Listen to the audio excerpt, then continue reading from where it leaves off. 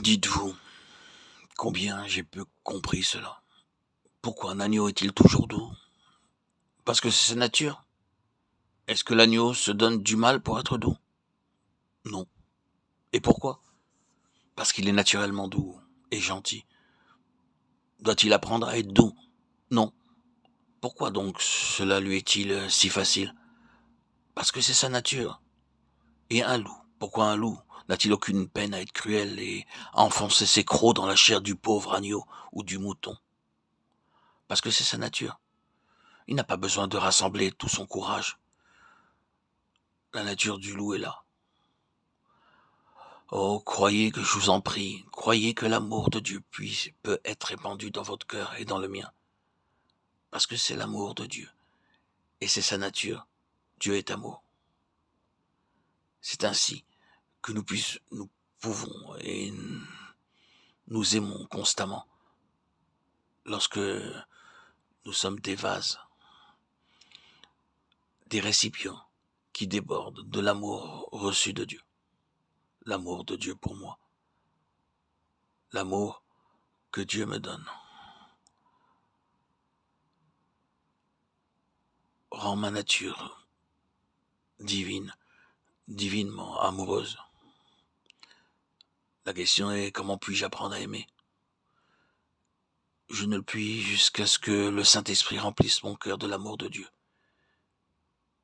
et que je commence à soupirer après cet amour, d'une manière bien différente de celle avec laquelle je l'ai égoïstement recherché auparavant, comme un réconfort, une joie, un bonheur et un plaisir pour moi-même, jusqu'à ce que je commence à apprendre que Dieu est amour, et à réclamer cet amour, et à le recevoir comme une puissance, me poussant à me sacrifier moi-même, jusqu'à ce que je commence à voir que la gloire, la bénédiction est d'être semblable à Dieu et à Christ, en donnant pour les autres tout ce qu'il y a en moi.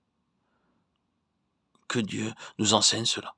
Oh, quelle merveilleuse bénédiction que l'amour dont le Saint-Esprit peut faire déborder nos cœurs.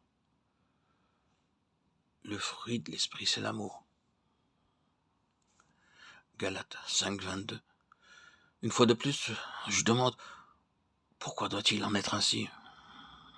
Et voici la réponse. Sans cela, nous ne pourrons vivre journellement une vie d'amour. Combien souvent, quand nous parlons de consécration, nous avons à parler du caractère? On m'a dit quelquefois, vous parlez trop du caractère. Je ne crois pas que nous puissions donner trop d'importance à cette question. Considérez une pendule. Vous savez à quoi servent les aiguilles? Les aiguilles me montrent ce qu'il y a à l'intérieur de la pendule. Si je vois que les aiguilles sont immobiles, je sais que la pendule est arrêtée, que ses rouages ne fonctionnent plus.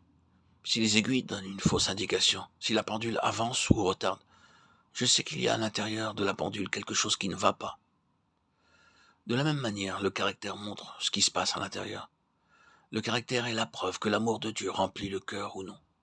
Il y a des chrétiens qui trouvent que c'est plus facile d'être heureux et saint à l'église ou dans une réunion de prière ou dans le travail pour le Seigneur, fait avec zèle et ardeur, que dans la vie quotidienne, dans leur rapport journalier avec leurs femmes, leurs enfants et leurs domestiques. Qu'il est plus facile d'être saint et heureux en dehors de son foyer qu'à la maison. Où est l'amour de Dieu? Il est en Christ. Dieu a préparé pour nous une rédemption merveilleuse en Christ, et il veut faire de nous des créatures surnaturelles.